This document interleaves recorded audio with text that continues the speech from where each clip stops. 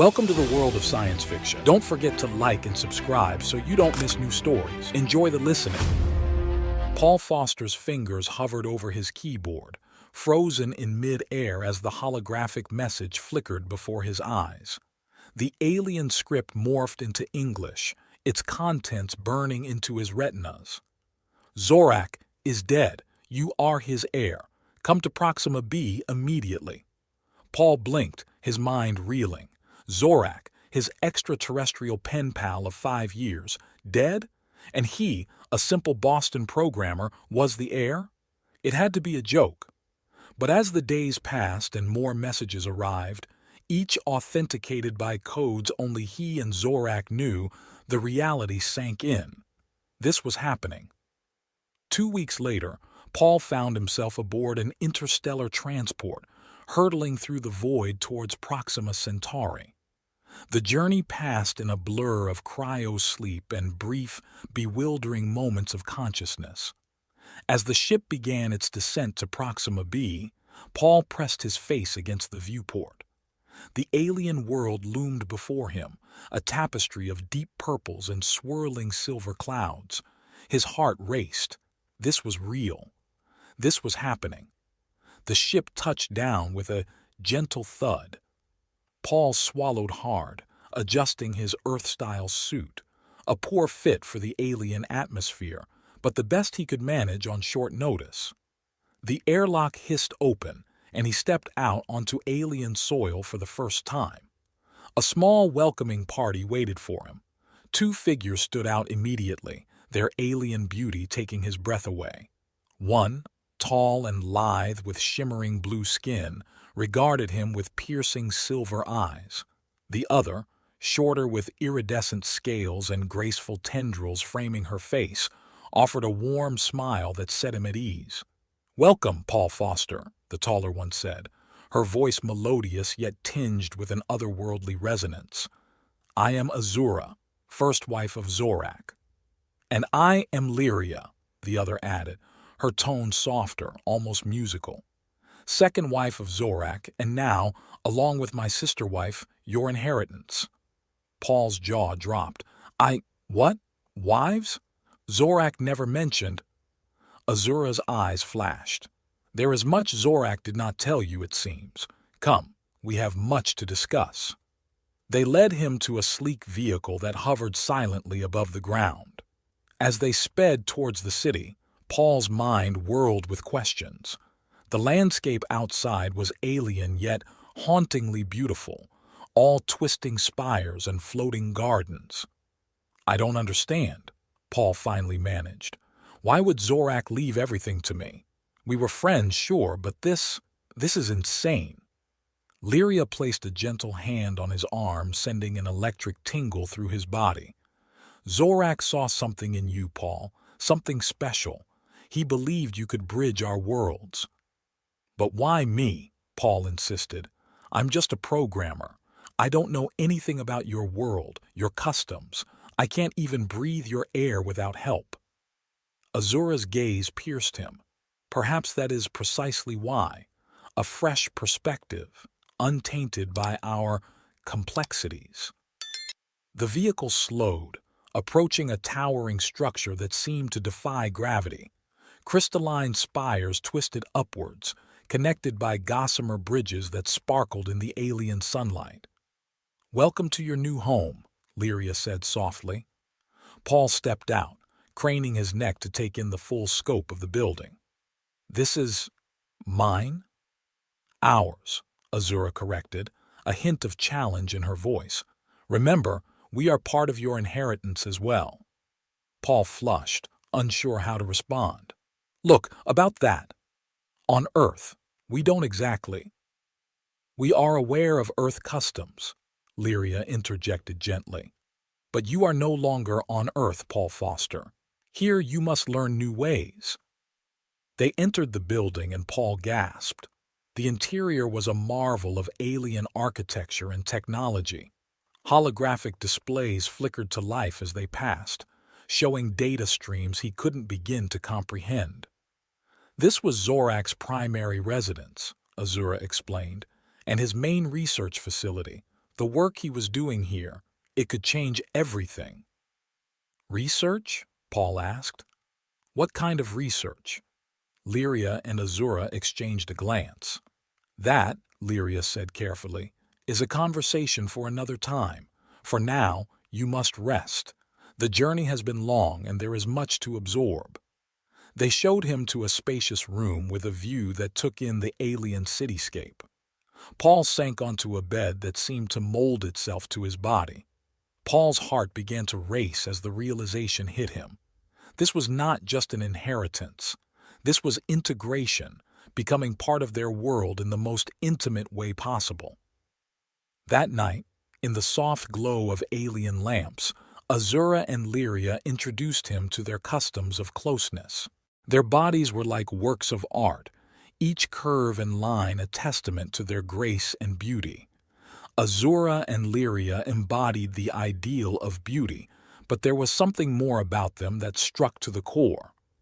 Paul felt a mixture of awe and excitement standing before them, his heart beating in time with their breath. He knew this moment would change him forever. Azura was the first to approach. Her movements were graceful and confident like a predator. Her skin glowed under the soft light of the lamps, creating the illusion that she was surrounded by a faint, luminous halo. She was tall and slender.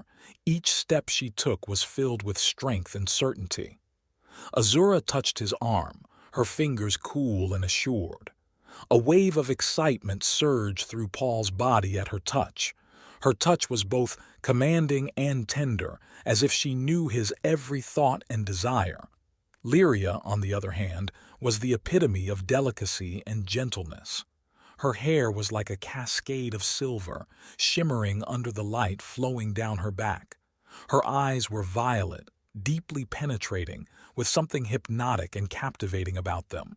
She moved closer, her movements fluid and elegant like a dancer. Her touch was soft and teasing. She seemed to envelop him in her warmth and tenderness. Together, Azura and Lyria guided Paul through a ritual that was both overwhelming and exhilarating. Their connection was immediate, electric. They welcomed him into their world, their traditions and their bed with an openness that left him breathless. Azura leaned in, her lips just an inch from his ear, and whispered something in her language. Her voice was melodic and hypnotic, making Paul want to submit to her will. She ran her hands down his shoulders to his chest, her touch firm and assured. Paul felt his body responding to her commands. His breathing quickened. Lyria stood beside him, her eyes fixed on him. She slowly ran her fingers down his back, her touch soft, almost tickling. Paul felt his skin react to her touch, covered in goosebumps. Her touches were like a gentle breeze, awakening feelings and emotions he couldn't control. Azura and Lyria moved in sync, their bodies merging into one harmonious dance. Paul felt them guiding him, their movements coordinated and confident. Azura held his hand firmly, her eyes full of determination. She led him, her touches full of strength and certainty. Lyria, on the other hand, was gentle and caring, her touches light and soothing. Paul felt his body and mind begin to merge with their world. He sensed the warmth of their bodies, their breath, their emotions. Their touches were like electric shocks, awakening new feelings and desires within him. He felt part of something great and significant. In this intimate setting under the light of alien lamps, Paul felt his bond with Azura and Lyria growing deeper and stronger. Their bodies were the embodiment of ideal beauty and harmony, their movements coordinated and confident, their voices melodic and hypnotic. They were his guides into a new world, their touches and exclamations awakening feelings within him he never knew he had. This night was filled with passion and intimacy, each of their touches, each sigh and exclamation leaving a deep imprint on his heart and soul. Paul felt himself becoming part of their world, their culture, their traditions. Azura and Lyria welcomed him with such openness and warmth that he felt desired, and needed. He was ready to embrace their world, their traditions, and their love. This night marked the beginning of a new chapter in his life, one he would remember forever. Paul felt that he was now more than just an heir. He had become part of their world, their culture, and their hearts. The next few days passed in a whirlwind of new experiences. Paul struggled to adapt to the alien gravity, the strange food, the complex social customs that seemed to govern every interaction. Azura and Lyria were patient teachers, but he could sense their frustration at times. "No, no," Azura sighed one evening as Paul fumbled with a piece of alien technology. "You must feel the energy flow, not just manipulate it blindly." Paul gritted his teeth. "I'm trying, but none of this makes sense to me. On Earth, we don't have whatever this is." "Perhaps that is your problem," Lyria suggested gently. "You are still thinking like an Earthling. You must open your mind to new possibilities." As the days wore on, Paul began to notice odd occurrences, whispered conversations that stopped when he entered a room, strange signals on the communication devices he was learning to use, and always, the sense that he was being watched. One night, unable to sleep, Paul wandered the halls of his new home. He found himself in Zorak's study, a room he hadn't yet explored fully. As he ran his hand along the alien desk, something clicked, and a hidden compartment sprang open. Inside was a data crystal, unlike any he'd seen before. With trembling hands, he inserted it into the nearest console. Zorak's face appeared, grave and urgent. "Paul, if you're seeing this, then I am dead and the situation is dire. The inheritance I've left you is more than just wealth and property. It's a responsibility, a mission. There are forces at work that threaten both our worlds, and you are the key to stopping them." The message cut off abruptly as alarms began to blare throughout the building. Paul spun around to find Azura and Lyria in the doorway, their faces masks of concern.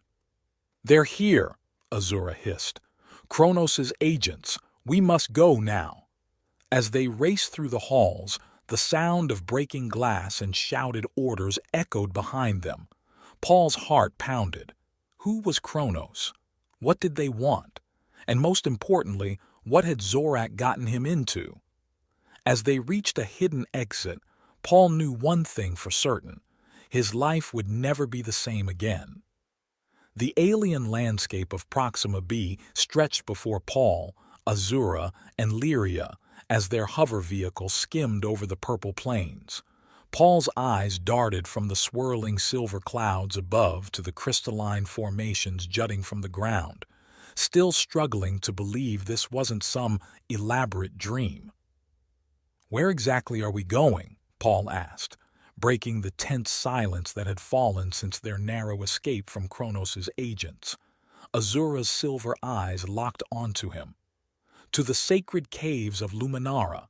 If Zorak left any clues about his research and why Kronos is after it, we'll find them there." Lyria leaned forward, her iridescent scales shimmering. "The caves are special, Paul.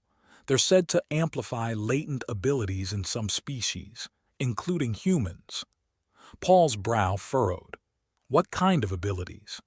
"That," Azura said with a hint of a smile, "remains to be seen." As they approached the mountains, Paul noticed strange symbols carved into the rock face. They seemed to pulse with an inner light, growing brighter as they drew near. "We go on foot from here," Lyria announced, bringing the vehicle to a stop. They trekked through winding passages, the air growing thicker with an odd, sweet-smelling mist. Paul's head swam, his senses heightened to an almost painful degree. "We're here," Azura whispered, her voice echoing in the cavernous space they'd entered. The cave was a marvel of natural beauty, crystals of every color refracting light in dazzling patterns. At its center stood a raised dais, surrounded by more of the pulsing symbols. "What now?" Paul asked, his voice sounding strange to his own ears. Lyria took his hand, sending a jolt through his body. "Now, we perform the unity ritual. It's the only way to unlock the cave's secrets." Paul hesitated, but the urgency in Azura's eyes pushed him forward. They positioned themselves on the dais, forming a triangle.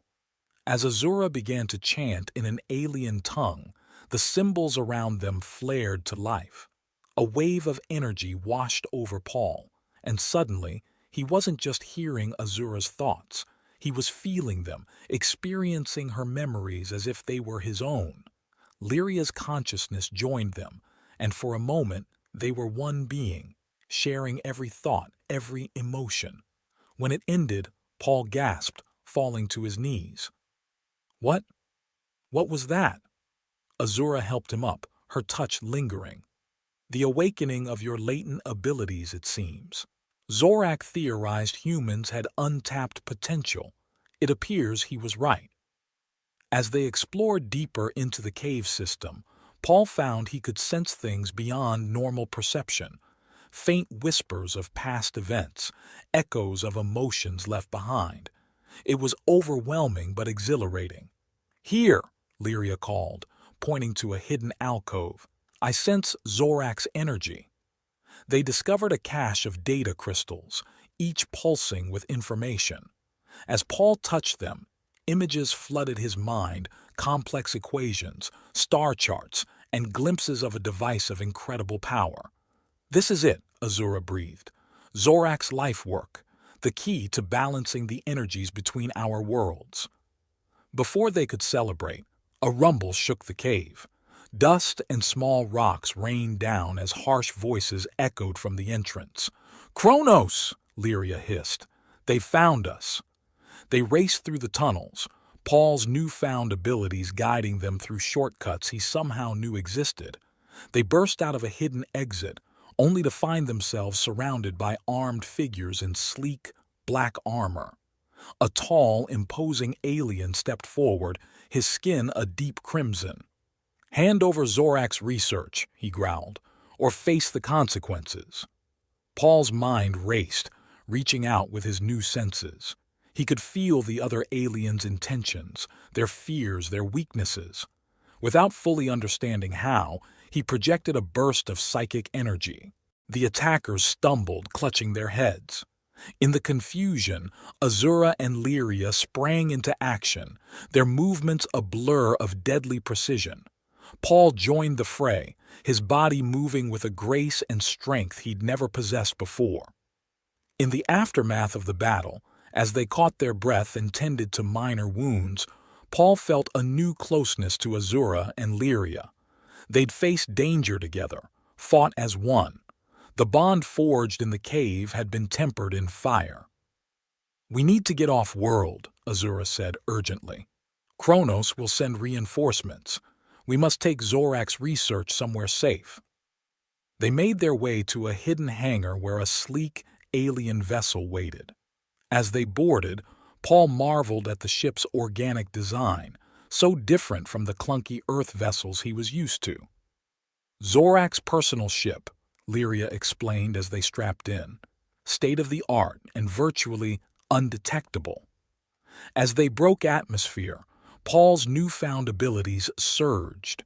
He could sense the ship as if it were an extension of his own body. Without thinking, he placed his hands on the control panel, and the ship responded, accelerating faster than should have been possible.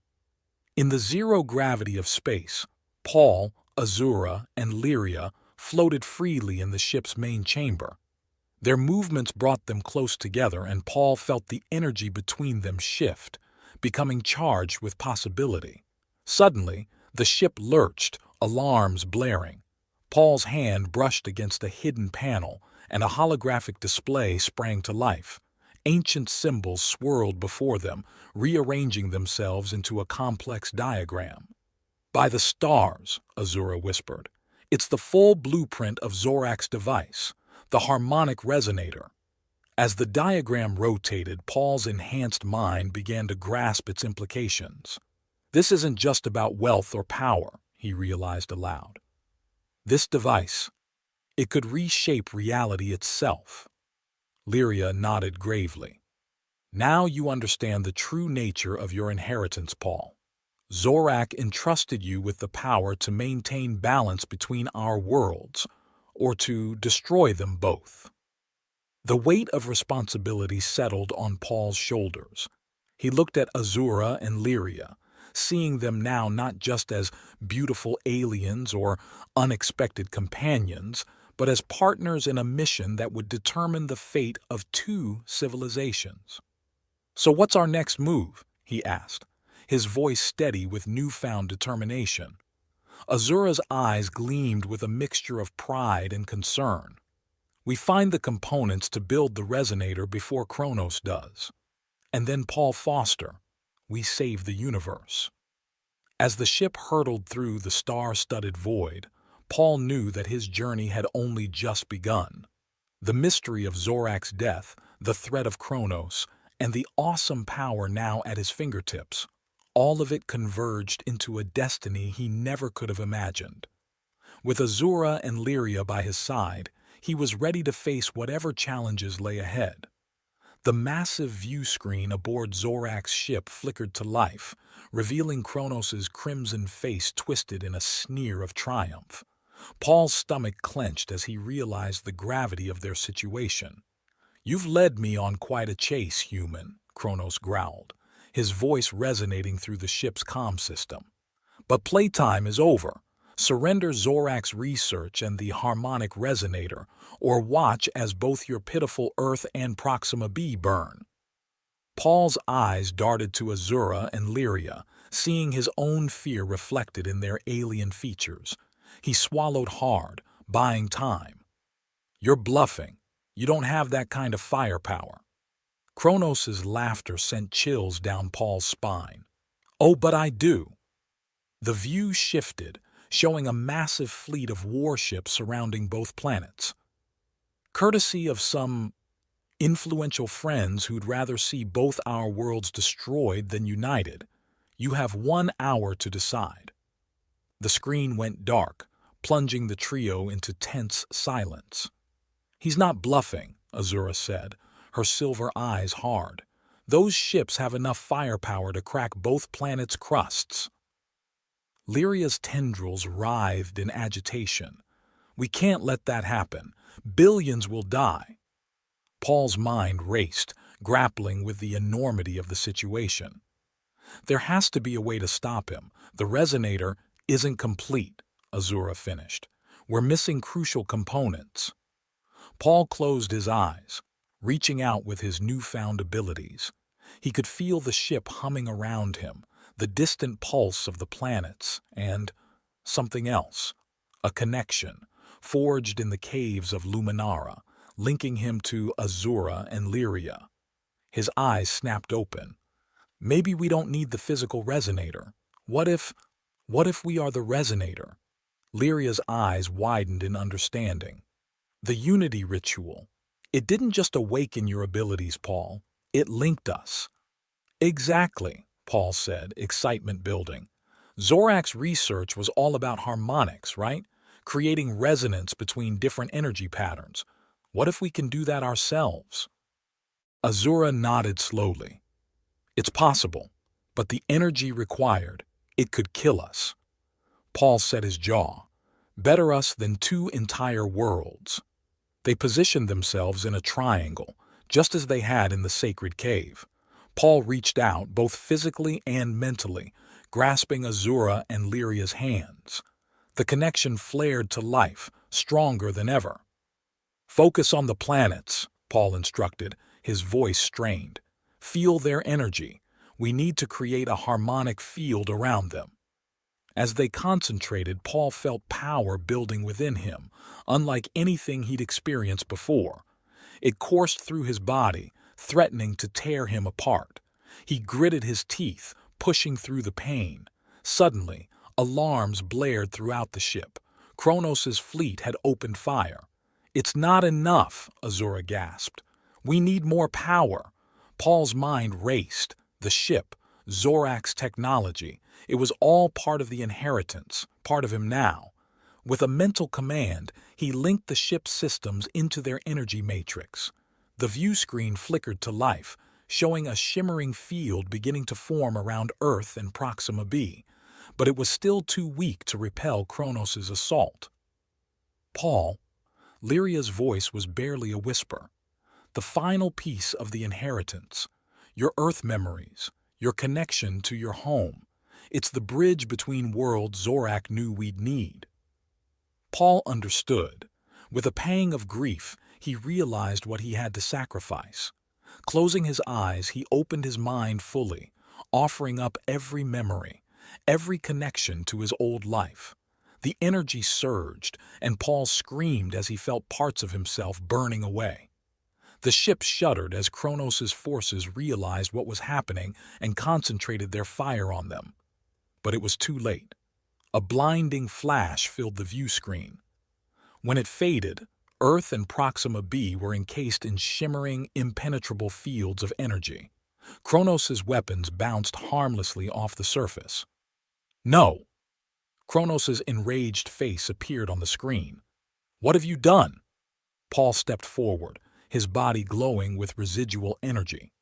We've done what Zorak always intended, united our worlds against those who destroy them. With a thought, Paul reached out through the energy field, seizing control of Kronos' ships. It's over, Kronos. Surrender, or I'll send you and your fleet into the nearest sun. Kronos' face contorted with rage, but he knew he was beaten. This isn't the end, he snarled before cutting the transmission. As the adrenaline faded, Paul stumbled, caught by Azura and Lyria's steadying hands. Did we do it? He asked, his voice weak. Lyria nodded, tears in her eyes. We did. Both worlds are safe. Azura's voice was filled with wonder. And more than that. Look. The view screen showed the energy fields around Earth and Proxima b pulsing in perfect synchronization. Where they touched, a bridge of pure light formed between the planets. Zorak's final gift, Azura breathed, a way for our worlds to truly connect. As Paul watched the bridge of light, fragmented memories flickered through his mind. Earth, his old life. It was there, but distant now, like a half-remembered dream. He realized the sacrifice he'd made to save both worlds. What now? He asked, looking at Azura and Lyria. Lyria smiled gently. Now we rebuild, and you, Paul Foster, will lead the way. Azura nodded. You're the bridge between our worlds now, the guardian of this new alliance. Paul took a deep breath, feeling the weight of responsibility settling on his shoulders. But as he looked at Azura and Lyria, he knew he wouldn't face it alone. 1 year later, Paul stood on the balcony of the newly constructed Embassy of Earth on Proxima b. The alien sun cast a purple glow over the landscape, so familiar now, yet still capable of taking his breath away. Behind him, he heard the soft footsteps of Azura and Lyria approaching. Their presence filled him with warmth, the bond between them stronger than ever. The first transport from Earth will be arriving soon, Lyria said, her voice tinged with excitement. Paul nodded, a mix of emotion swirling within him. Hard to believe it's been a year since we activated the bridge. Azura placed a hand on his shoulder. You've done remarkably well, adapting to your new role. Zorak would be proud. Paul smiled, thinking of his old friend. The mystery of Zorak's death had been solved in the months following their victory. He had sacrificed himself to set these events in motion, knowing that only through crisis could their worlds truly unite. There's still so much to do, Paul said, gazing at the bustling city below. Kronos is still out there, and there will always be those who fear change. But we face it together, Lyria reminded him, taking his hand. Azura nodded, her silver eyes gleaming. As Zorak intended, 3 beings from different worlds united in purpose. As the first streaks of light announced the arrival of the Earth transport, Paul felt a surge of hope. The path ahead was uncertain, filled with challenges he could scarcely imagine. But with Azura and Lyria by his side, and the combined strength of two worlds behind him, he was ready to face whatever the universe had in store.